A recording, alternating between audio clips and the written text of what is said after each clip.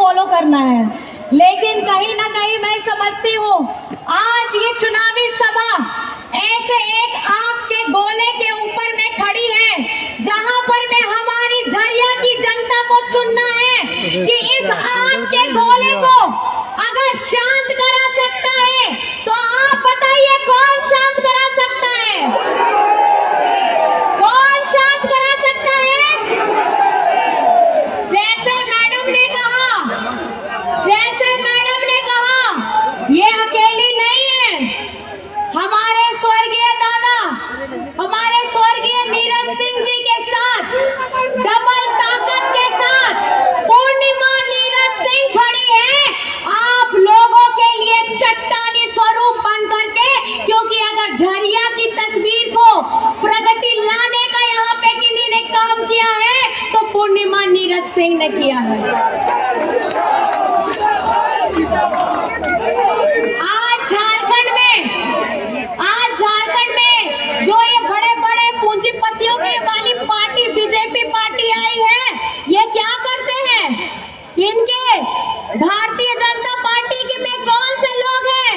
इनमें यहाँ पे धन कुबेरों की पार्टी है, बड़े बड़े लोगों की पार्टी है। और हमारी महागठबंधन किसकी आवाज को बुलंद करती है?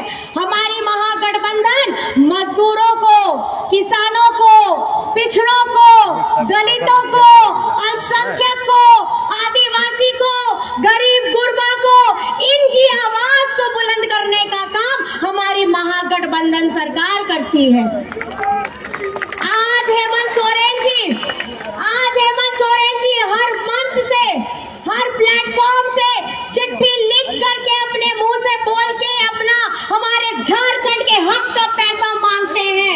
1,36,000 करोड़, 1,36,000 करोड़, ये किसका पैसा है? आप लोग बताइए किसका पैसा है? किसका पैसा है ये? आपको अपना बकाया चाहिए कि नहीं चाहिए? हमारे झारखंड में अच्छे स्कूल खुले, हमारे झारखंड में अच्छे अस्पताल आए, हमारे युवाओं को नौकरी मिले, हमारे वृद्धा लोगों को पेंशन मिले, हमारे झारखंड अव्वल हो, ये इसके लिए हेमंत सोरेन जी 1,36,000 करोड़ मांग रहे हैं। आज आपको पता होना चाहिए ये झारखंड बने हुए 24 वर्ष हो रहे हैं। 18 से 20 वर्ष बीजेपी के लोगों ने शासन किया।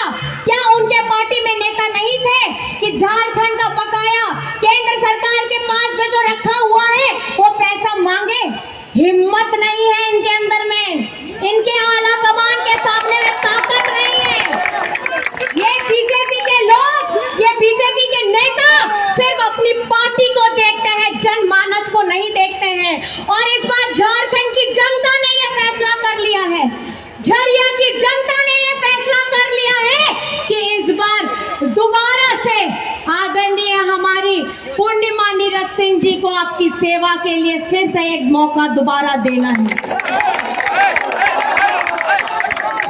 आज जब मैं इनकी कहानी सुनती हूँ, आज जब मैं इनको देखती हूँ, मुझे कहीं ना कहीं एक दुख, एक तकलीफ लगती है। ये एक दुख और एक तकलीफ ऐसी, एक बेटी ब्याह करके आती है एक जगह में, वो कुछ उम्मीद के साथ में आती है, कुछ सपने आंखों में लेकर के आती है, अपना नया संसार बनाने का सपना लेकर के आती है। लेकिन इस राज्य ने और खास करके झरिया में इनके साथ क्या हुआ है और हमारे स्वर्गीय नीरज सिंह जी के साथ में क्या हुआ है? गोलियों से छलनी करके रख दिया उनका सीना, और उससे ज्यादा हमारी पूर्णिमा जी के जीवन, उनके भविष्य, उनके परिवार की बुनियाद को खत्म करके रख दिया है। और ये कोई नहीं, आज भाजपा के जो उम्मीदवार हैं, इनके खुद के परिवार के लोग हैं, इन्होंने वो काम किया है। भाजपा आज किसका साथ देती है? भाजपा आज किसका साथ देती है? दोष के परिवार, उन लोगों का साथ देती है और उनको उम्मीदवार बना करके खड़ा करती है। एक महिला ने वैसा जीवन जिनके सामने में अब उनका खुद का परिवार, अपना खुद का पति नहीं है, आने वाली कोई संतान नहीं है। मैं आप सबसे पूछना चाहता हूँ, क्या झरिया के लोग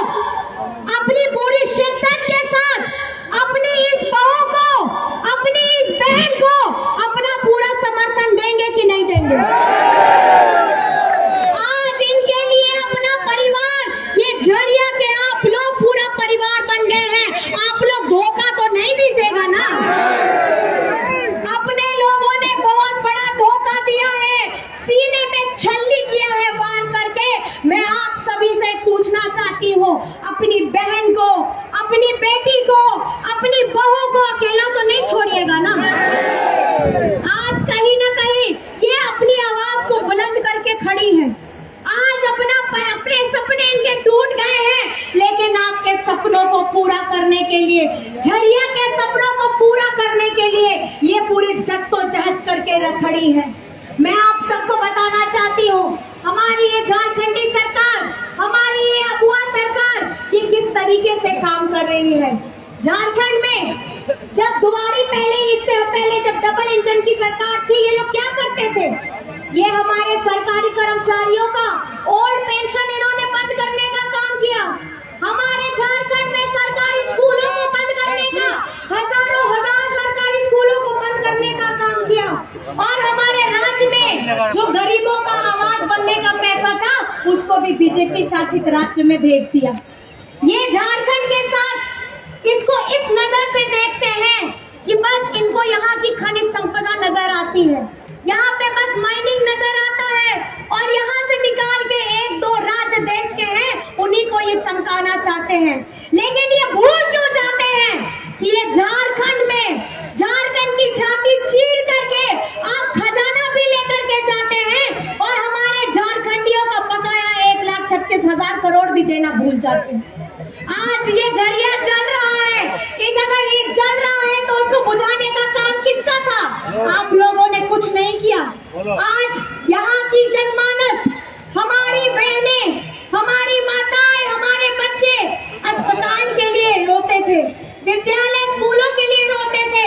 आज आपकी बड़ी बहन, आपकी दीदी आप लोगों के सामने में डट करके खड़ी है, और आप लोगों की आवाज विधानसभा में वहां पे गूंजाने का काम करती है।